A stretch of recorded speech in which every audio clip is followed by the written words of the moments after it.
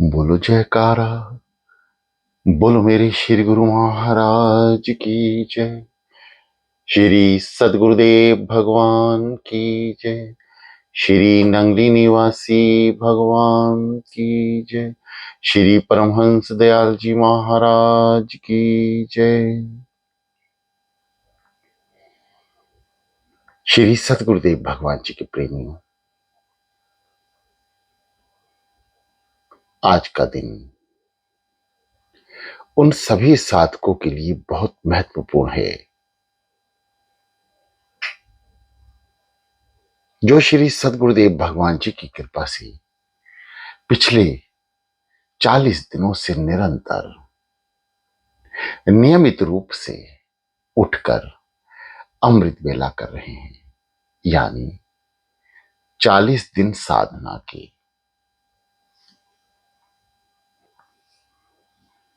आज 40वां दिन, यानी एक निर्धारित यात्रा का अंतिम पड़ाव। निर्धारित मतलब कि हमने मन में दृढ़ निश्चय किया कि हम 40 दिन सद्गुरुदेव भगवान जी के श्री चरणों में अपनी हाजिरी नियमित रूप से लगाएंगे। सो प्रिय साधकों, श्री सद्गुरुदेव भगवान जी की कृपा से आपका नियम संपूर्ण तौर से पूर्ण होने जा रहा है। नियम का महत्व आध्यात्म में बहुत ही महत्वपूर्ण है। गहरी लंबी सांसें, अपने आसन पर बैठें, लाइट को थोड़ा कम करें, आंखें कोमलता से बंद करें, पेट को संकुचित करते हुए समस्त श्वास भीतर की ओर लेके जाएं, नाभि चक्र को दबाएं, कुछ पल रुकें और धीरे धीरे आज्ञा चक्र पर अपनी श्वासों को लेकर आए और बंद आंखों की पुतलियों को भी इसी तरह जब श्वास भरें तो नासिका के अग्रभाग को बंद आंखों से देखें। जैसे जैसे श्वास कुछ पल रुके नाभि चक्र पर, नासिका के अग्रभाग पर भी कुछ पल रुके, फिर धीरे धीरे जैसे श्वास ऊपर जाती है उसी प्रकार नासिका के अग्रभाग को बंद आंखें देखती हुई ऊपर की ओर चढ़ती हैं, यानी आज्ञा चक्र पर जाकर स्थिर होती हैं। जैसे श्वास आज्ञा चक्र पर जाकर रुकेगी, ऐसे ही बंद आंखों की पुतली आज्ञा चक्र पर जाकर रुक जाएगी। आज्ञा चक्र मतलब दोनों भावों के बीच में तिलक स्थान, आज्ञा चक्र। रीढ़ और गर्दन को बिल्कुल सीधा रखें, अकड़ कर नहीं, साधारण तरीके से बैठें। गर्दन को सीधा करें, गहरी लंबी सांस भरें।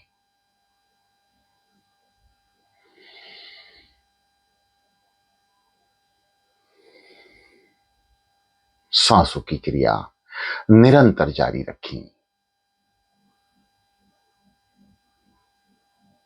समस्त ब्रह्मांड की शक्ति केवल एक दो शब्दों के मंत्र पर आधारित है। ओ मां, 3 शब्द, ओम, अंग की बिंदी और मां। ओम मां, जहां पर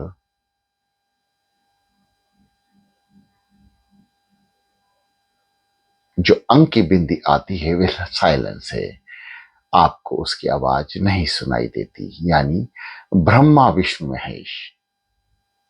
जहां विष्णु साइलेंस हैं वही निराकार है, वही साकार है, वही समस्त जीव में उत्पन्न है परंतु दिखाई नहीं देता। जैसे ओम शब्द का उच्चारण करने पर ओ ब्रह्मा, म महेश, स्वयं विष्णु मुख में नहीं आ रहे। ये भीतर है, क्योंकि ये भीतर चले जाते हैं। जब हम ओम शब्द का उच्चारण करते हैं तो तीसरा शब्द जो सूक्ष्म है वो भीतर से आवाज आती है, ओम म। आप अनुभव करेंगे तो आपको ये बात महसूस होगी। और जो छुपा है वह है विष्णु, समस्त ब्रह्मांड की रचना करने वाले साक्षात पार ब्रह्म परमेश्वर, जो अन्य अन्य अवतारों में अवतरित हुए, जिसमें से एक हमारे श्री नगरी निवासी भगवान जी विष्णु अवतार, कृष्ण अवतार। ऐसे सदगुरुदेव भगवान जी के श्री चरणों में हम 40 दिन साधना के पूर्ण करने जा रहे हैं। ये उनकी कृपा, दृष्टि और मेहर द्वारा ही संभव हो पा रहा है। प्रिय साधकों, ये दास श्री सदगुरुदेव भगवान श्री नगरी निवासी भगवान जी की कृपा से, उनकी आज्ञा से ही आपके समक्ष आपकी सेवा में उपस्थित है। नियमित रूप से साधना यानी नियम का महत्व। आप सभी ने एक कथा सुनी है कि भगवान शंकर के शिवलिंग पर एक भक्त नियमित रूप से फूल चढ़ाने आता था। एक दुष्ट, एक पापी आत्मा, इंसान उसे रोज नियमित रूप से जाते हुए देखता था, परंतु वे प्रभु स्मरण में नहीं रहता था और ना ही प्रभु को मानता था। एक बार उसने देखा कि ये फूल लेकर कहां जाता है, तो उसने देखा कि वे भगवान शिवलिंग के ऊपर अपनी श्रद्धा का फूल नियमित रूप से नियम अनुसार चढ़ाता है। उस दुष्ट आत्मा ने भी निश्चय किया कि तू फूल चढ़ाता है, मैं पत्थर मारूंगा। वह नहीं मानता था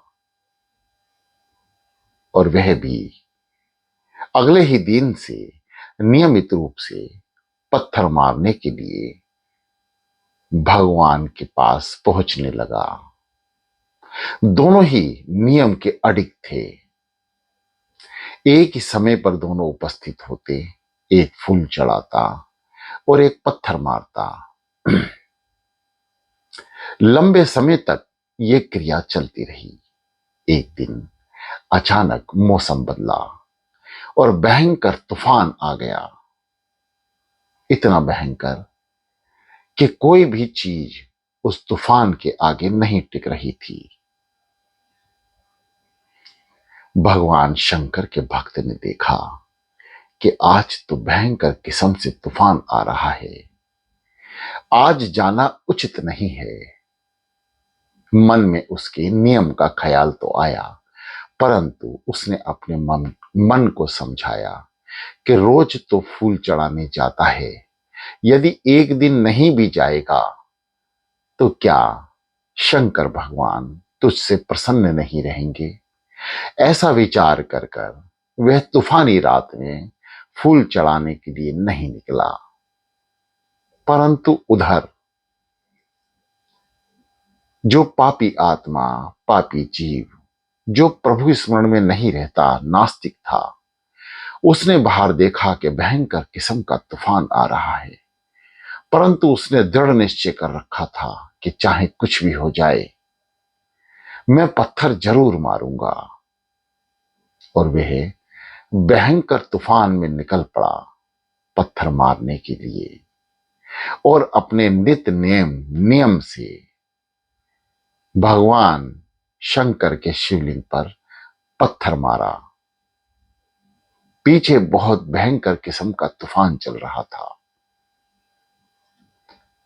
प्रभु अंतर ध्यान हो गए, क्योंकि आज फूल नहीं चढ़ा। फूल नहीं चढ़ने के कारण भक्त की भक्ति का फूल भगवान और उस पत्थर के बीच में नहीं आ पाया, और पत्थर ने भगवान के हृदय में एक चोट पहुंचा दी। जब पत्थर लगा तो भगवान ने स्मरण किया कि आज ये फूल बीच में क्यों नहीं आया।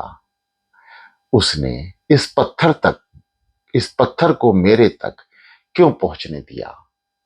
जब भगवान ने अपनी दृष्टि को, नेत्रों को खोला तो देखा कि पत्थर मारने वाला भयंकर आंधी तूफान में भी अपने नियम को ना तोड़ते हुए पत्थर मारने के लिए आया हुआ है, और उसने अपना कार्य कर दिया। भगवान कभी किसी पर क्रोधित नहीं होते, वह किसी की बुराइयां नहीं देखते, वह तो केवल अच्छाइयां देखते हैं। भगवान शंकर अति प्रसन्न हुए केवल किस बात से कि इतने बड़े तूफान में मेरा भक्त फूल चढ़ाने नहीं आया, परंतु ये पत्थर मारने वाला नियमित रूप से इस भयंकर तूफान में भी अपनी जान हथेली पर रखकर मुझे पत्थर मारने, अपना नियम पूरा करने के लिए आ गया। बस फिर क्या था, केवल उसके नियम पर भगवान प्रसन्न होकर प्रकट हो गए। जब भगवान शिवलिंग में से प्रकट हुए तो ये देखकर वह हैरान रह गया और हाथ जोड़कर नतमस्तक हो गया। उसे विश्वास नहीं था कि तू जिसको रोज पत्थर मारता है ये साक्षात विष्णु है, साक्षात ब्रह्मा है, साक्षात महेश हैं। उसे इस बात का भी ज्ञान नहीं था कि तू नियमित रूप से आ रहा है। वह तो बस अपने भोले भाले स्वभाव में केवल उस फूल मारने वाले भक्त से एक बहस सी कर रहा था कि तू भी नियम से फूल चढ़ाएगा तो मैं नियम से पत्थर मारूंगा। भगवान ने उसे अपना आशीर्वाद देते हुए उठाया और अपने वात्सल्य से लगा लिया और कहा कि वो फूल मारने वाला भक्त आज नहीं आया। आज बहुत भयंकर तूफान चल रहा है, परंतु तुमने अपना नियम नहीं छोड़ा और पत्थर मारने चले आए। प्रभु के ऐसे वाक्य सुनकर वह दोनों हाथ प्रणाम कर कर बोला, हे प्रभु, मैंने तो आपको पत्थर मारा है, वे भक्त तो फूल चढ़ाता था, परंतु आपने उसे दर्शन नहीं दिए। मुझ जैसे पापी जीव को जो आपको रोज चोट पहुंचाता था उसे आपने आज दर्शन दे दिए। ऐसा क्या कारण बना, मुझ में ऐसा क्या था जो आप मेरे समक्ष मेरा उद्धार करने के लिए प्रकट हुए। शंकर भगवान ने फरमाया कि तेरे नियम पर रीझ कर आज मैं तेरे समक्ष आया हूं। केवल तेरा नियम था, इसलिए मैंने तुझे दर्शन दिए, और दर्शन देखे तुझे मैंने कृतार्थ करते हुए अपने चरणों में स्थान दिया है। तो उस भक्त से भी ज्यादा प्रिय है जो फूल चढ़ाता था। मुझे ऐसे भक्तों से स्नेह नहीं जो फूल तो चढ़ाते हैं परंतु संपूर्ण श्रद्धा और संपूर्ण नियम से मेरे समर्पित नहीं होते, समर्पण नहीं करते। तूने नियम द्वारा संपूर्ण समर्पण किया है, अब तू मेरा है। ऐसी दया दृष्टि उस पापी पर पड़कर भगवान ने उसका उद्धार कर दिया। यह है नियम की महिमा। प्रिय साधकों, श्वास भरते रहें, नाम सिमरण में लीन रहें। सतगुरुदेव भगवान जी की कृपा से दास आपके समक्ष है। उत्पन्न वाणी सतगुरुदेव भगवान जी की भीतर से है, जो आपके समक्ष आपकी सेवा में है। कान से सुने और श्वासों से नाम जपें। इसे निरंतर इस कार्य को करते रहें और अपने समस्त नियमों को प्रभु अर्पण कर दें। यानी जो नियम पे 40 दिन साधना की है, जिन भक्तों ने, प्रभु श्री सद्गुरुदेव भगवान जी हम सभी पापी जीवों पर प्रसन्न हैं, ऐसा संकेत है। और आपके इस संपूर्ण नियम और समर्पण का रिजल्ट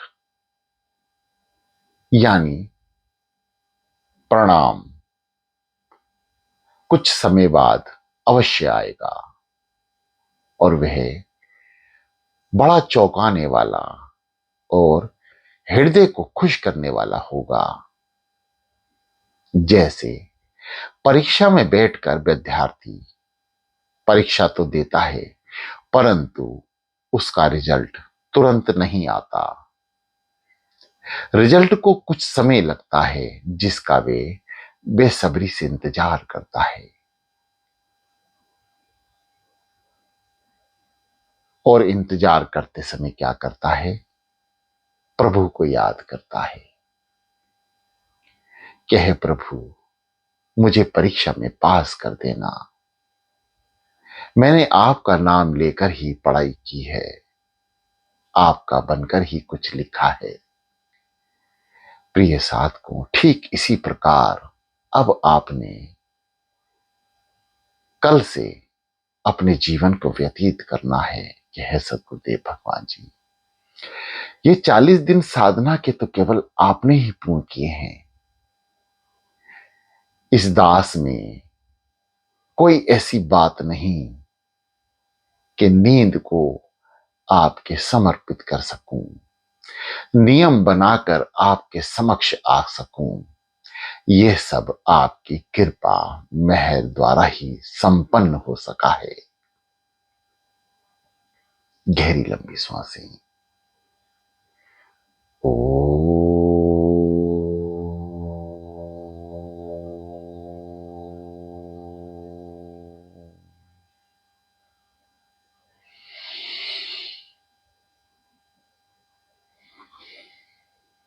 5 से 10 मिनट ओम का उच्चारण। पुनः बाद श्री सद्गुरुदेव भगवान श्री दादा गुरु महाराज जी की आज्ञा मानते हुए, क्योंकि उन्होंने अपने मुखारविंद से श्री अद्वैतानंद सच्चिदानंद प्रकाश में फरमाया है कि प्रथम ध्येन की शुरुआत महामंत्र ओम से करनी चाहिए, और उसके पुनः बाद सद्गुरुदेव भगवान जी के दिए मंत्र का उच्चारण। आइए शुरू करते हैं। जो नाम हमें संत महापुरुषों से प्राप्त है, सो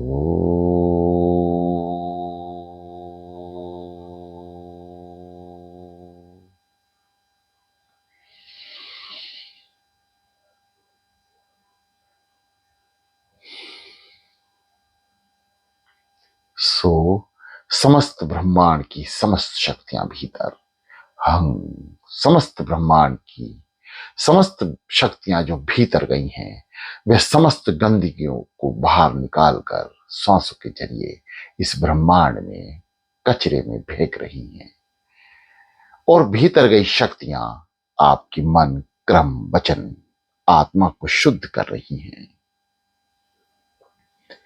काम, क्रोध और अहंकार को हर श्वास समाप्त कर रही है और प्रभु प्रेम में लीन कर रही है, उसे याद कर रही है। प्रिय साधकों, काम, क्रोध और अहंकार, इन तीनों का त्याग मन से करना है। मन में कभी काम वासना ना आए, मन में कभी क्रोध पैदा ना हो, मन में कभी अहंकार उत्पन्न ना हो। ऐसा विचार करते हुए श्री सद्गुरुदेव भगवान जी के सिमरण में लगे रहें, उनको याद करते रहें।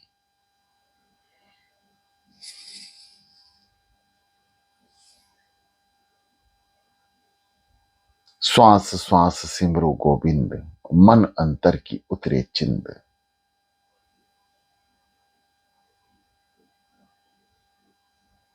संत महापुरुष और ऐसे भक्त हमेशा बार बार पुकार पुकार कर हम मानव जीवों को आगाह कर रहे हैं। मनुष्य जन्म दुर्लभ है, होत ना बारंबार। ज्यों फल पाका भोय गिरे, बहोर न लागे डार। जो फल पेड़ पे पक कर गिर गया, अब वे पेड़ पर कभी दोबारा नहीं जाएगा। जो पका हुआ फल टहनी से गिर जाता है, वे फिर दोबारा नहीं लगता। इसी प्रकार काल का ग्रास होने पर भी हम इस मनुष्य जन्म में दोबारा नहीं आ सकते। हमें 84 भोगनी होगी। इसलिए लाख 84 से बचने के लिए केवल एक ही साधन है, वह है नाम सिमरन।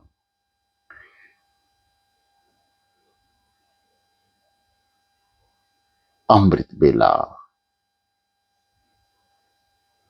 प्रभु को याद करना, उसका धन्यवाद करना, शुक्राना करना। जिस देही को सिमरे देव, सो देही भज हर की सेव। मनुष्य शरीर विषय भोग के लिए नहीं बना, अधोगति की ओर जाने के लिए नहीं मिला। जिस देह के लिए देवता भी तरसते हैं, उस देह को पाकर हरि का भजन करो, उसका सिमरण करो, उसे याद करो। यही मनुष्य जन्म का सबसे बड़ा उपदेश है। यही परमपिता परमात्मा की इच्छा है। यदि मनुष्य जन्म पाकर भी हम उस परमपिता परमात्मा को याद नहीं कर रहे, तो हम पशु योनि में जाने के लिए तैयार रहें, 84 भोगने के लिए तैयार रहें। फिर ये शरीर आपको क्यों मिले? जिस शरीर ने, जिस मन ने परम पिता परमात्मा यानी परम पिता के पुत्र होने का लाभ नहीं लिया, उसके बताए मार्ग पर नहीं चला,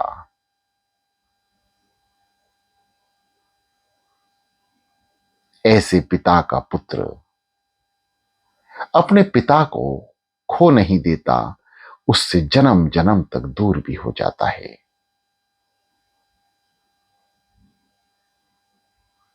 मनुष्य जन्म का मुख्य कर्तव्य मुक्ति को प्राप्त करना है।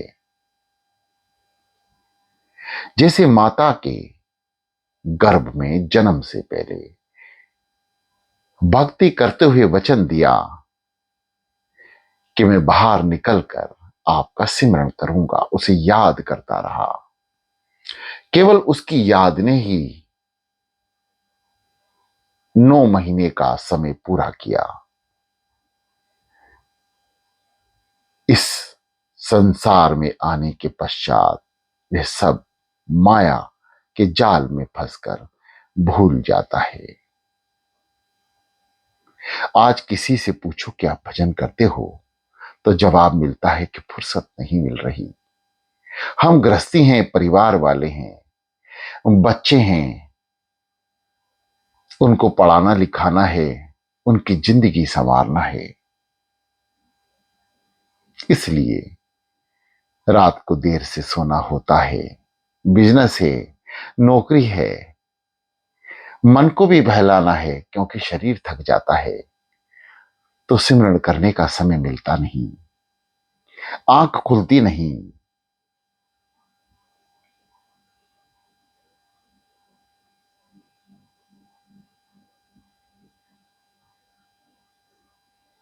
प्रिय साधकों,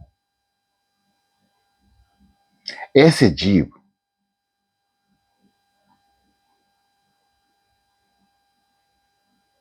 84 लाख योनियों में जाने के लिए तैयार हो जाते हैं।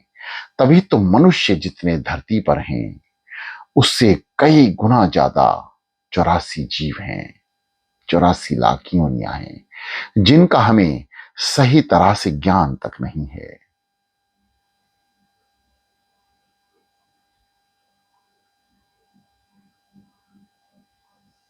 प्रिय साधकों,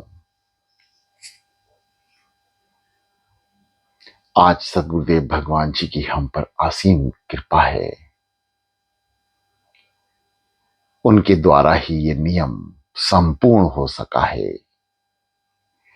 श्री सदगुरुदेव भगवान जी अब भविष्य में समस्त नियम, समस्त कर्म आपके अधीन रहेंगे। ये दास तो केवल उठकर बैठेगा और समस्त कार्य आपके होंगे। प्रिय साधकों, जो नियम आपने धारण किया है उस नियम पर एक बार पुनः खरा उतरें, क्योंकि अमृत बेला का ऐसा रहस्य है कि जो आपको अभी नहीं पता लग रहा, भविष्य में इसकी टंकार सुनाई देगी, इसका अनुभव महसूस होगा। ऐसा अनुभव जो कभी आपने अपने जीवन काल में महसूस नहीं किया होगा, ऐसा अध्यात्म जो आप मुख से कभी बता नहीं पाएंगे। केवल एक ही शब्द मुख पर होगा, अमृत बेला। साधना, नाम, ध्यान, नियम।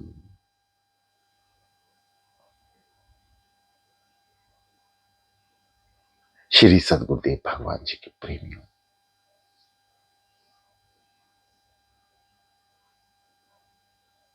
आप सभी से प्रार्थना है कि अमृत बेला ना छोड़ें।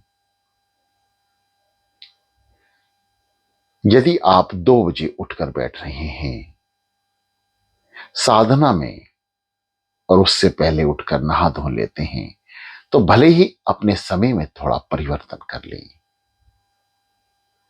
जो 1:15 या 1:30 उठ रहे हैं वे 2:15 या 2:30 तक उठ जाएं और 3 बजे तक श्री सदगुरुदेव भगवान जी के समक्ष आ जाएं, क्योंकि कल से यही नियम अमृत बेला ग्रुप में लगातार चलेगा। अगले चालिया तक, जो कार्तिक मास के महीने में पुनः प्रारंभ होगा और हर महीने 1 से लेके 4 दिन तक 4 दिन साधना की जारी रहेगा। उसमें 2 बजे से 6 बजे तक समय जो पहले से ही सदगुरुदेव भगवान जी की कृपा से निर्धारित है वह जारी रहेगा।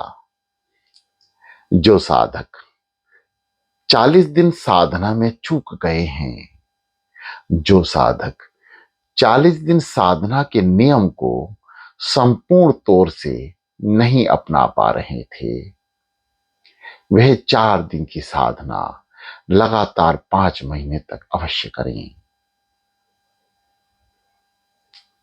यदि 5 महीने आप 4 दिन साधना के करते हैं तो 40 दिन का संपूर्ण फल आपको प्राप्त हो सकता है, सदगुरुदेव भगवान जी की यदि कृपा हुई तो।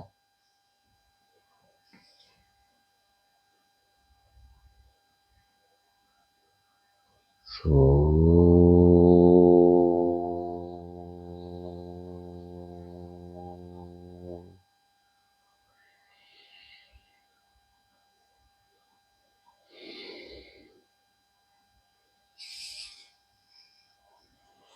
श्री सदगुरुदेव भगवान जी के प्रेमियों, ये दास सदगुरुदेव भगवान जी की कृपा से ही आपकी सेवा में है। ये दास पुनः अपनी वाणी को विराम देकर आपसे अनुरोध करेगा कि आप लंबे समय तक साधना में रहें। आज के अंतिम पड़ाव में संपूर्ण समर्पण की इच्छा पेश करें। अपने सदगुरुदेव भगवान को दिल से याद करें और अमृत बेला के नियम को हमेशा पकड़ कर रखें। आपका कार्य तो उठकर नहाने का और प्रभु स्मरण में केवल बैठने का है। आगे के समस्त कार्य सदगुरुदेव भगवान स्वयं पूर्ण करते हैं। शाम समस्त विचारों को शून्य करते हुए श्वासों पे नाम और अब समस्त ध्यान श्वासों पर। शांत चित्त होकर बैठें। जो श्वासें नाम सिमरण कर रही हैं वे कान सुन रहे हैं, इसका विशेष ध्यान रखें। शांत।